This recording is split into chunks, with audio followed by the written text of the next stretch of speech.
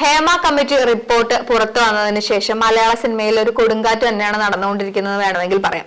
എല്ലാ തരത്തിലും പുതിയ വിമർശനങ്ങൾ ഉണ്ടാകുന്നു, അല്ലെങ്കിൽ പുതിയ പരാമർശങ്ങൾ ഉണ്ടാകുന്നു. ഓരോ പ്രമുഖരായിട്ടുള്ള നേതാക്കളും അല്ലെങ്കിൽ പ്രമുഖരായിട്ടുള്ള സിനിമാ താരങ്ങളും അക്യൂസിഷന്റെ നിഴലിൽ വരുന്നു. അത്തരത്തിൽ വളരെ വിപുലമായിട്ടുള്ളതായിട്ടുള്ള ഒരു പ്രകടനങ്ങൾ അല്ലെങ്കിൽ സാമൂഹികമായിട്ടുള്ള എഫക്റ്റുകളാണ് ഹേമ കമ്മിറ്റി റിപ്പോർട്ടുമായി ബന്ധപ്പെട്ട് സമൂഹത്തിൽ ഉണ്ടായിരിക്കുന്നത്.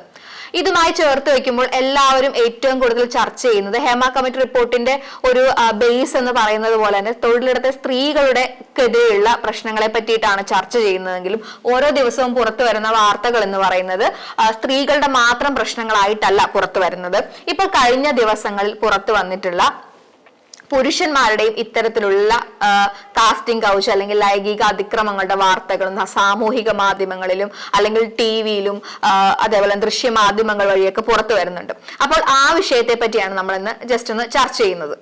അപ്പോ ഈ കഴിഞ്ഞ ദിവസങ്ങളിലാണ് രഞ്ജിത്ത് സാറിനെതിരെയും ഇത്തരത്തിലുള്ള ഒരു പുരുഷന്റെ ഭാഗത്തു നിന്നുള്ള ഒരു അക്യൂസിഷൻ വരുന്നത്. ഇതിനു മുൻപും ഇന്നലെയും ഒരു ഇതേപോലെ തന്നെ ഒരു നടനായിട്ടുള്ള ആൾ ഇത്തരത്തിൽ അദ്ദേഹത്തെ സമീപിച്ചിരുന്നു എന്ന രീതിയിൽ ഒരു പത്രവാർത്ത ഉണ്ടായിരുന്നു. അദ്ദേഹം അയാളെ തട്ടിമാറ്റി അദ്ദേഹം കടന്നു പോവുകയാണെന്നാണ് പറയുന്നത്. അപ്പോൾ ഈ പുതിയ അക്യൂസിഷൻ വന്നിരിക്കുന്നത് ഒരു തവണ ഇത്തരത്തിലുള്ള ലൈംഗിക അതിക്രമങ്ങളുടെ നിഴലിൽ വന്നിരുന്ന രഞ്ജിത്ത് സാറിനെതിരെ തന്നെയാണ് രണ്ടാമത്തെ അക്യൂസിഷൻ വന്നിട്ടുള്ളത്.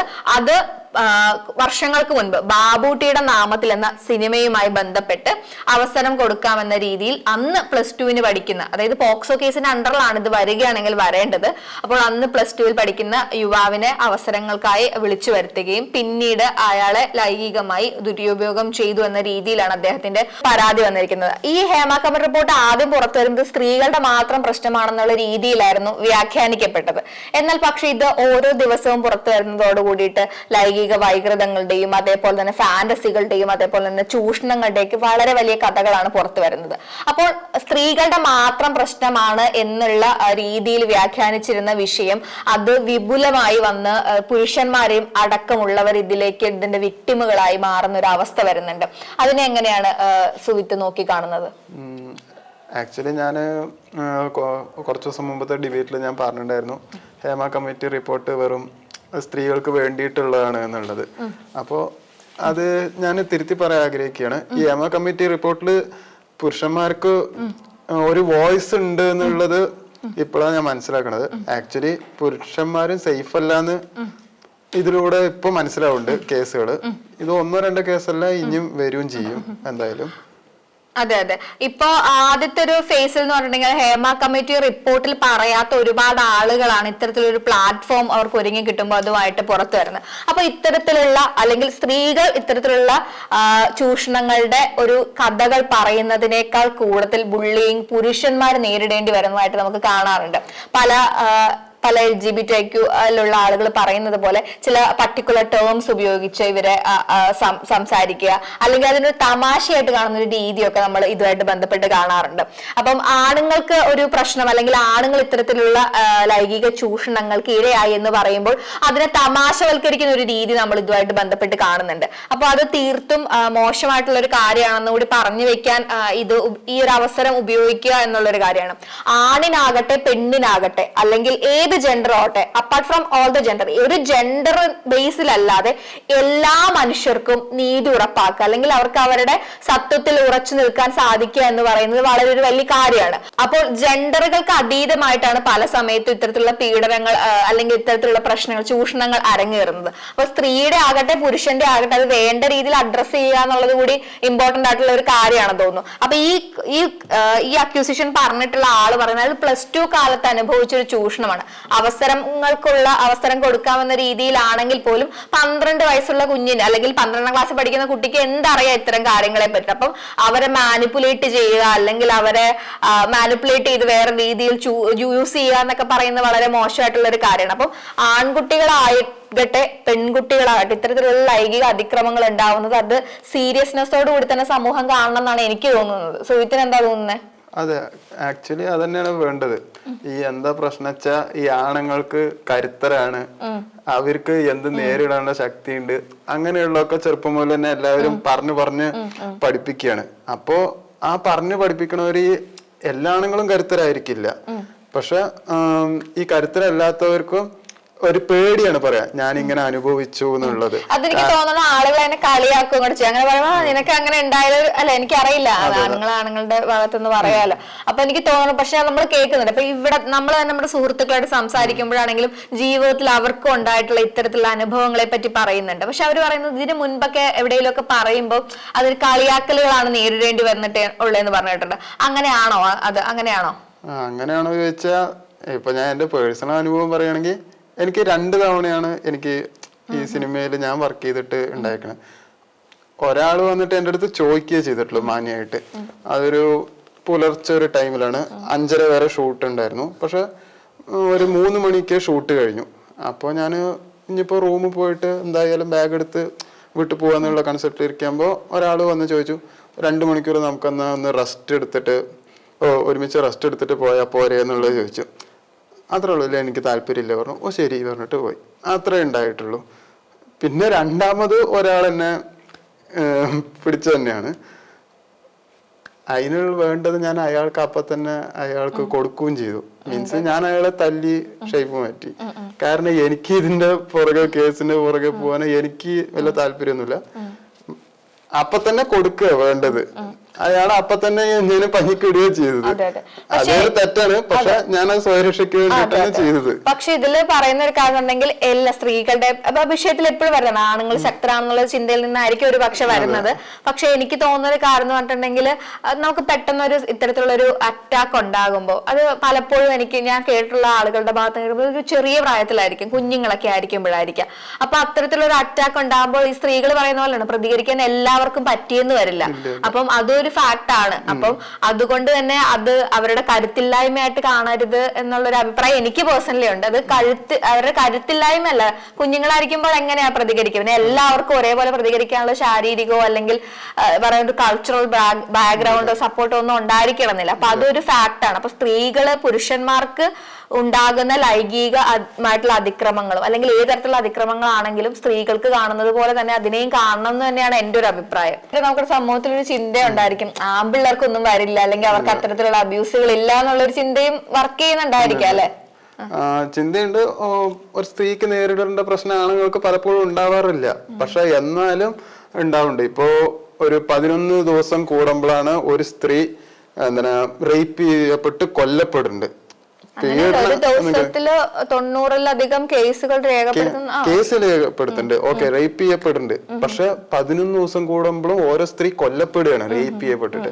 ഇപ്പോ നമ്മുടെ എവിടെയാണ് കൽക്കട്ടയില് ഡോക്ടറിന്റെ അതിപ്പോ ഒരാഴ്ചയല്ലേ ആയിട്ടുള്ളൂ. ഇപ്പോ അടുത്ത ആഴ്ച ഇനി 10 ദിവസം കഴിഞ്ഞ ഒന്ന് വരുന്നുണ്ട്. പക്ഷെ അതെല്ലാം റിപ്പോർട്ട് ചെയ്യപ്പെടുന്നില്ല. ഇങ്ങനത്തെ ഓരോ മരണങ്ങള് സ്ത്രീക്ക് വരുന്നുണ്ട്.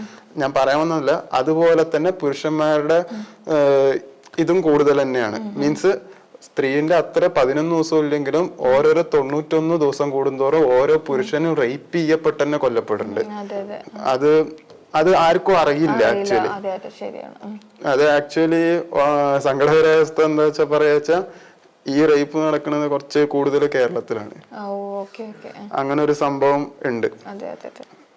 ഇന്ത്യയിൽ തന്നെ കുറച്ച് കൂടുതൽ കേരളത്തിലാണ് ഈ സംഭവം നടക്കുന്നത്. അതെ, അത് റിപ്പോർട്ട് ചെയ്തതിൽ കൂടുതൽ അത് റിപ്പോർട്ട് ചെയ്യണതിന്റെ അവസ്ഥയിലായിരിക്കും. ബാക്കിയുള്ള ഇത് റിപ്പോർട്ട് ചെയ്തതിൽ ഇപ്പോ കൂടുതൽ കേരളത്തിലാണ്. അതൊരു പക്ഷെ ഏറ്റവും കൂടുതൽ ക്രൈമുകൾ റിപ്പോർട്ട് ചെയ്യപ്പെടുന്നത് കേരളത്തിലായതുകൊണ്ട് കൂടി ആയിരിക്കാം. പക്ഷെ അതൊരു ഞെട്ടിപ്പിക്കുന്ന അല്ലെങ്കിൽ ഒരു വാർത്ത തന്നെയാണ്. നമ്മൾക്ക് ഇത്രയും അധികം ആൺകുട്ടികളും അടക്കം ചൂഷണം ചെയ്യപ്പെടുന്നുണ്ട്. എപ്പോഴും സ്ത്രീകളുടെ പ്രശ്നങ്ങൾ മാത്രമാണ് നമ്മൾ ചർച്ച ചെയ്യാറ്. പക്ഷേ നമ്മൾ വർക്ക് ചെയ്യുന്ന കാലഘട്ടത്തിലൊക്കെ മനസ്സിലാക്കിയ ഒരു കാര്യം എന്ന് പറഞ്ഞിട്ടുണ്ടെങ്കിൽ ഇത്തരത്തിൽ ചെറിയ പ്രായത്തിൽ ഉണ്ടായിരിക്കുന്ന ട്രോമകൾ അത് വേണ്ട രീതിയിൽ അഡ്രസ് ചെയ്യപ്പെടുന്നില്ല. ആൺകുട്ടികളുടെ പ്രത്യേകിച്ചും അഡ്രസ് ചെയ്യപ്പെടുന്നില്ല. പെൺകുട്ടികൾക്ക് പിന്നെയും എനിക്ക് തോന്നുന്നു ചില അവസരങ്ങളൊക്കെ എവിടെയെങ്കിലും ഒക്കെ കിട്ടുന്നുണ്ട്. അപ്പൊ ഈ പറയുന്ന ബാക്കിയുള്ളവരുടെ ഭാഗത്തു നിന്നുണ്ടാവുന്ന കളിയാക്കലുകളൊക്കെ ഭയന്ന് ഇത് പുറത്തു പറയാൻ സാധിക്കാതിരിക്കുന്നു. ഏറ്റവും കൂടുതൽ ഞാൻ പണ്ട് ഹോം എന്ന് പറഞ്ഞൊരു ബുക്ക് വായിച്ചിട്ടുണ്ട്. അപ്പൊ പറഞ്ഞ ഏറ്റവും കൂടുതൽ കുട്ടികൾ ചൂഷണത്തിനിരയാവുന്നത് കുടുംബങ്ങളിൽ നിന്നാണ്. അപ്പൊ അത്തരത്തിലുള്ള കുടുംബങ്ങളിൽ നിന്നും പ്രിയപ്പെട്ടവരിൽ നിന്ന് അടുത്ത ആളുകളിൽ നിന്നൊക്കെ ഉണ്ടാക്കുന്ന ഇത്തരത്തിലുള്ള ട്രോമകൾ വേണ്ട രീതിയിൽ അഡ്രസ് ചെയ്യപ്പെടാതെ പോകുന്നത് പിന്നീടുള്ള ഒരു കാലത്ത് അവർക്കൊരു വലിയൊരു പ്രശ്നമായിട്ടോ അല്ലെങ്കിൽ അവരെ സമ്മർദ്ദത്തിലേക്ക് നയിക്കുകയോ അല്ലെങ്കിൽ ഡിപ്രഷൻ അതുപോലെയുള്ള ആൻസൈറ്റി, പാനിക് അറ്റാക്സ് ഇതുപോലത്തെ കാര്യങ്ങളിലേക്ക് നയിക്കുന്നതായിട്ട് കാണാറുണ്ട്. അപ്പം ആൺകുട്ടികളുടെ പ്രശ്നങ്ങളും ഈക്വലി ചർച്ച ചർച്ച ചെയ്യപ്പെടുക തന്നെ വേണ്ടതിന്റെ ഒരു ആവശ്യകതയായിരിക്കാം ഈ പറഞ്ഞ കണക്കുകളൊക്കെ സൂചിപ്പിക്കുന്നതെന്ന് എനിക്ക് തോന്നുന്നു. അതെ, അതില് ആക്ച്വലി ഒരു തരത്തില് ഞാൻ പാരന്റ്സിനെയാണ് എനിക്ക് കൂടുതൽ പറയാനുള്ളത്. കാരണം ഇപ്പോഴത്തെ കുട്ടികളാണെങ്കിൽ പൊതുവെ ആൺപിള്ളേരെ ഒതുങ്ങി വീട്ടിലിരിക്കാൻ പാരന്റ്സ് പഠിപ്പിക്കേണ്ടത് അതൊരു തെറ്റായ ഒരു പ്രവണതയാണ്.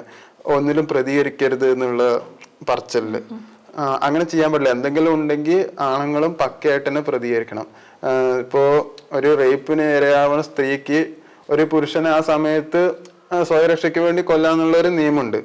അതുപോലെ തന്നെ പുരുഷന്മാർക്കും ഇപ്പൊ ലൈംഗിക ചൂഷണങ്ങളെ എതിർക്കാനുള്ള നിയമമുണ്ട്. ആക്ച്വലി അത് ആർക്കും അറിയില്ല, അതൊരു പ്രോബ്ലം ആണ്.